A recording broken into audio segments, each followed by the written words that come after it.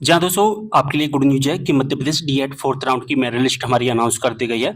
4th round अगर हम बात करें सीएलसी राउंड, बात एक ही है।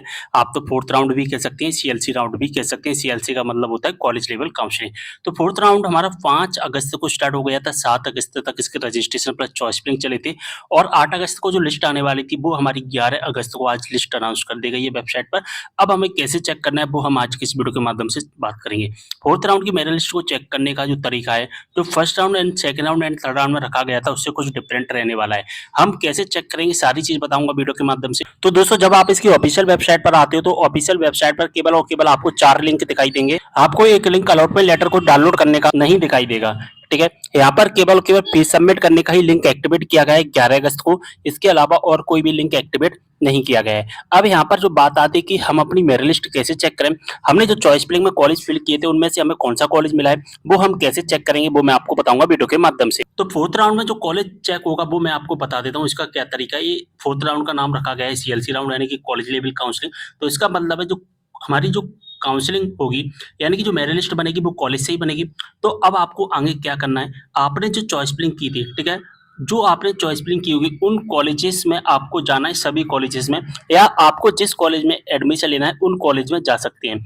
आपने केवल जो चॉइस फिलिंग में फिल किए हैं केवल उन्हीं कॉलेज में जा सकते हैं और कोई भी कॉलेज में नहीं जा सकते। मान के चलिए मुझे ए नाम के कॉलेज में एडमिशन लेना है, तो इस ए नाम के कॉलेज में चला जाऊंगा, एक बी नाम के में भी चला जाऊंगा, सी नाम के भी में चला जाऊंगा, डी ई एफ, मतलब 10 कॉलेज में आपको चले जाना है।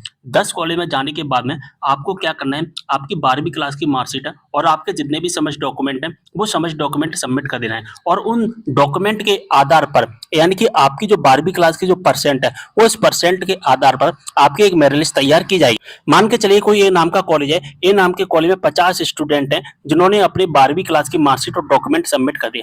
अब इन 50 स्टूडेंट में से जिसकी परसेंट सबसे ज्यादा होगी केवल और केवल उसी स्टूडेंट को नाम अलॉट किया जाएगा, कॉलेज अलॉट किया जाएगा। अब आपको कैसे पता चलेगा कि आपको कॉलेज मिला है या नहीं मिला है, तो आपको कॉलेज में ही पता चलेगा कि आपको कॉलेज मिला है या नहीं मिला है। अब इसका क्या प्रोसेस रहेगा वो मैं आपको बता देता हूँ। आप दोस्तों ऑनलाइन चेक नहीं कर पाओगे, ठीक है, आपको कॉलेज से ही पता लगेगा। यहाँ पर लिखा गया है कि प्रक्रिया में मेरिट सूची जारी होने के बाद में, यानी कि 11 अगस्त को कम से कम 2 दिन का अवसर मिलेगा, यानी कि 14 अगस्त तक आपको अवसर मिल गया है। और यहाँ पर लिखा गया है कि 12वीं क्लास के परसेंट के आधार पर एक मेरिट सूची तैयार की जाएगी। इसको कौन बनाएगा, आपके कॉलेज वाले ही बनाएंगे। आपने अगर गवर्नमेंट कॉलेज फिल किया है तो गवर्नमेंट कॉलेज में जाना है, प्राइवेट कॉलेज फिल किए हैं तो प्राइवेट कॉलेज में जाना है। आपकी 12वीं क्लास की जो परसेंट है उस परसेंट के आधार पर आपको कॉलेज अलॉट किए जाएंगे, ठीक है, जैसा कि यहाँ पर आप देख भी पा रहे हैं।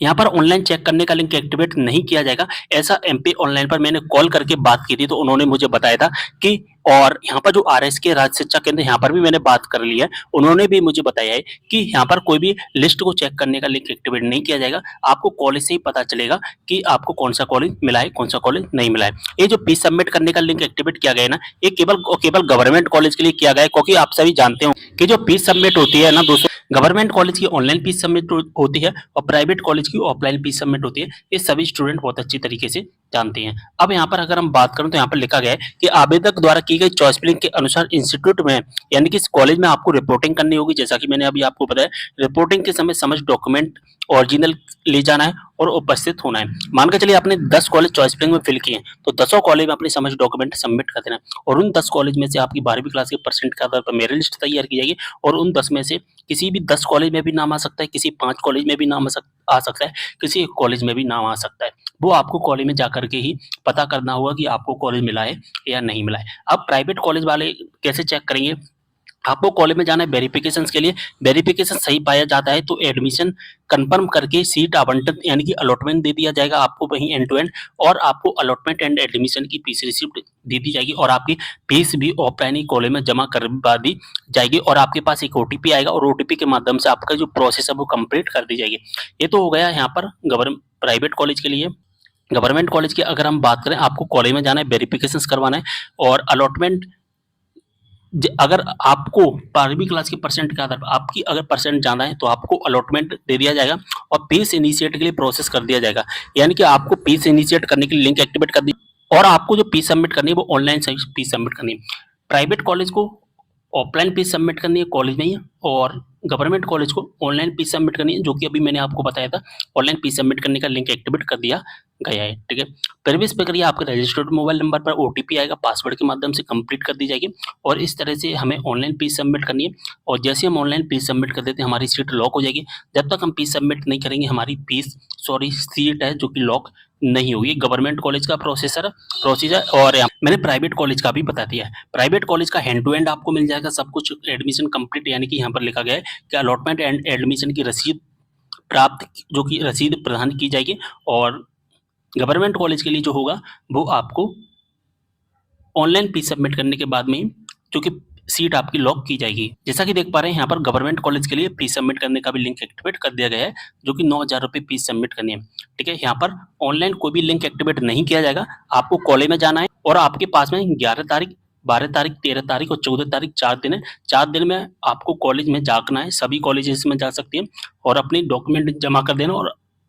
और अगर आपकी परसेंट ज़्यादा होगी तो आपको कॉलेज भी अलॉट कर दिया जाएगा।